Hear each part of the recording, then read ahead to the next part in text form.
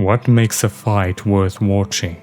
If you don't care enough about something, you are more likely to not focus on it. Which makes me ask the question of what makes someone care. Emotions are the unmistakable answer. Despite what type of emotions are triggered in the presence of something, it provides enjoyment. That's why you see people enjoying all sorts of actions, from positive and uplifting activities to negative and toxic ones like being involved in drama, bullying or cheating. We are starting to observe this enjoyment in novels that include extremely dark themes, yet we see that they sell more than the bright themed novels.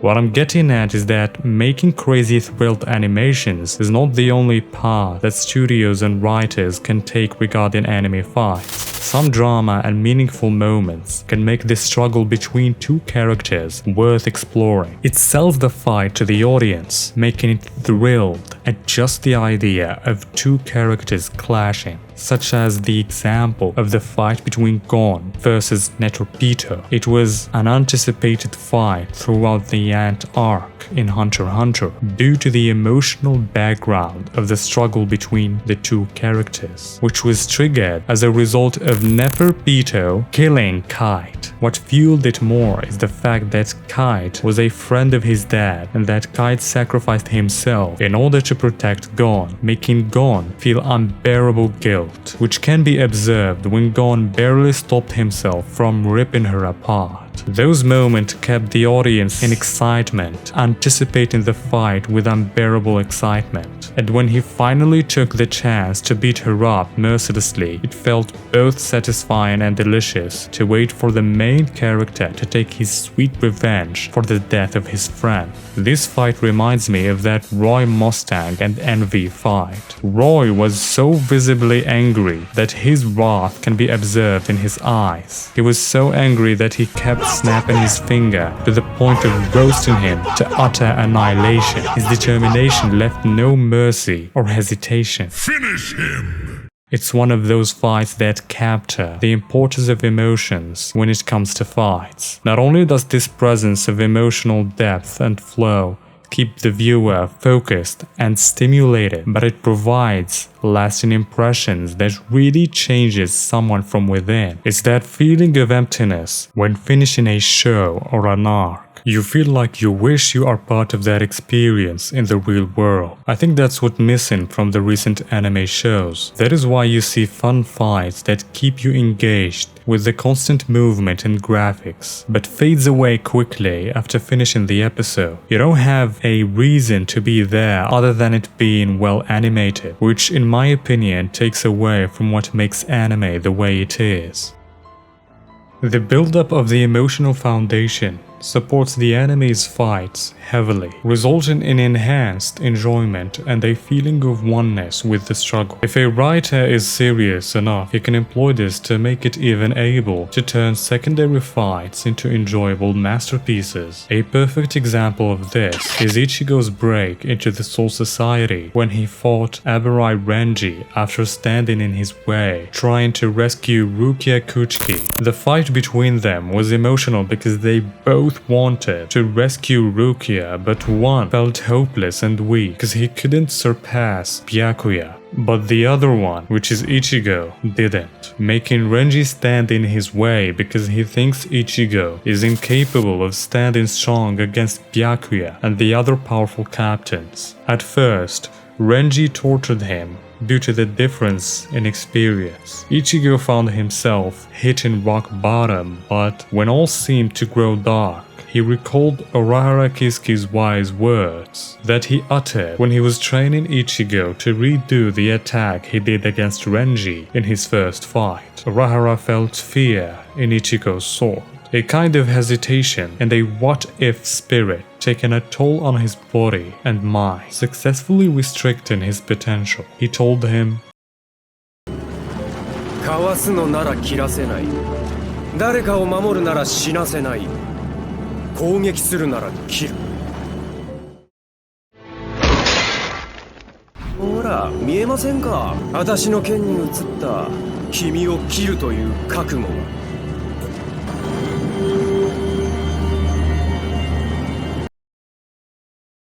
This secondary fight that happened when Ichigo was in his way to the tower where Rukia Kuchiki lies turned into a meaningful moment that carried the arc heavily and showed us a dramatic complexity that we did not have access to before. I remember the first time watching the fight. I began by hating Renji Aburai, but as the fight progressed to the end, I ended up with heavy remorse and empathy towards Renji after he swallowed his pride and brought forward his vulnerable side, asking Ichigo to save Rukia. This fight shows how a simple fight with no fancy animation or effects can turn into a memorable clash by evoking meaning and drama between characters, showing that things are deeper than they seem. Emotional fights release tension. Writers often employ tension between characters with the purpose of motivating the viewer to keep watching in order to update themselves about the status of the character's dynamic in the story, which turns an uninterested viewer into an avid consumer. Some characters can make you excited at just me uttering their names. For instance, in One Piece, this strategy is employed a lot. Just by uttering the name Shanks and Blackbeard, you get a rush of dopamine, which is why every couple of arcs, Oda shows us a glimpse of Shanks and everyone goes crazy. Everyone makes excited, kiddish noises of excitement and thrill. The funny thing is that it works wonderfully. It's enough to motivate you through painful episode stretches. This is the same level of excitement that writers use to build up the stories such as My Hero Academia. Specifically the fight between Deku and Bakugo. The tension between the two started early on in the story when Bakugo started suspecting Deku's newfound quirk. Bakugo, the person whom everyone thought about as a strong character that does not get sensational, showed us his vulnerable side in his fight against Deku, expressing how he is jealous of Midoriya for inheriting One for All from All Might. The kid who used to stick behind him like glue throughout their childhood and was a pathetic soul suddenly got powers and is competing with him. It kept him wondering in a self-tormenting tone, why him and not me? I also admired All Might and wanted to be like him. The way Bakugo was expressing his frustration shows a side we haven't peeked at yet. I know the fight was well animated and it's one of the most entertaining fights, but the emotional foundation made it all that special. I don't think anyone was able to forget such meaningful struggle. As I said earlier, writers use this method of building up tension and releasing it for the purpose of carrying the excitement and mystery throughout the show, which results in keeping the viewer interested for a long time. Then the writer makes a checkpoint where the tension is released. Suddenly, the complexity of the struggle between characters is out in the open, making the viewer stimulated with the drama and emotional thickness of the situation, which often makes the audience feel butterflies and a sweet bitterness kind of feeling when your feelings go up, down, left and right unexpectedly. After that release, the two characters either get rid of their tension entirely or redirect it in a healthy way or becomes ridiculously worse depending on the goals of the writer. Another popular example of this is the fight between Sasuke and Naruto, specifically the first one, since in my opinion it's more successful in conveying the desired emotions and the struggle was still fresh, unlike the second one where the audience got tired of the constant drag that carried out the whole anime. It's one of those things that show how the writer poorly managed this function. He shouldn't have dragged it this long, this poorly, to the point that viewers got tired of it early on. Anyways, the first fight between Naruto and Sasuke visibly began when Sasuke attacked Naruto in the hospital and both of them did their signature techniques, attempting to hurt each other, but Sakura got in the middle, crying to stop them. Luckily for her, Kakashi stopped the fight when it seemed inevitable that Sakura was going to die. The tension was engulfed due to the feeling of being inferior superior in power, since Sasuke's older brother beat him up and made him a mockery, while Naruto was getting stronger with Jiraiya. The first fight between them was successful in conveying the desired emotions and ideas, to the point that a lot of people preferred the first fight more than the second one, despite the second one being objectively better in production and animation, which shows that emotions go a long way and make moments not only fun, but memorable and meaningful.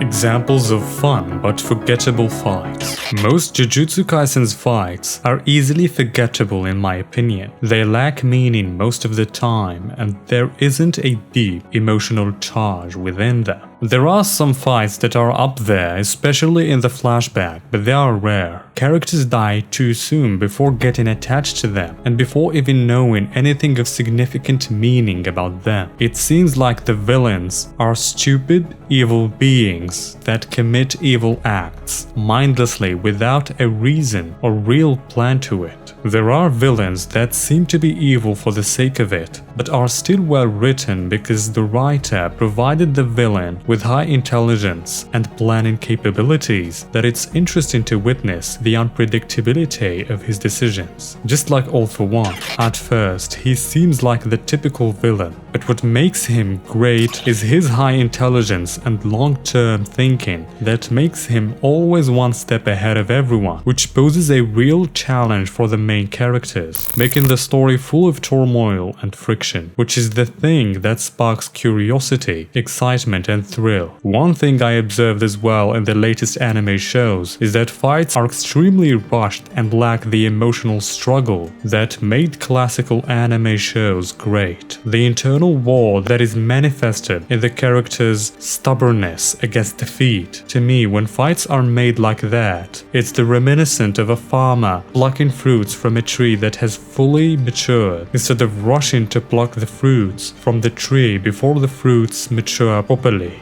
For some people, Jujutsu Kaisen seems like it's written in a way that conveys itself as being edgy, cool and unpredictable, which explains the amount of deaths and explains as well the rushed pacing of the show. It feels like nothing makes sense and everything happening at once. You don't even know what to feel. It's honestly terrible when it comes to building up major events. Some examples of Jujutsu Kaisen fights that are badly designed or useless, since they don't necessarily have to occur, are Panda vs Mikamaru, literally useless. This fight does not achieve anything, void of meaning, sense, or function. It seems like a fight from a Dragon Ball Super tournament.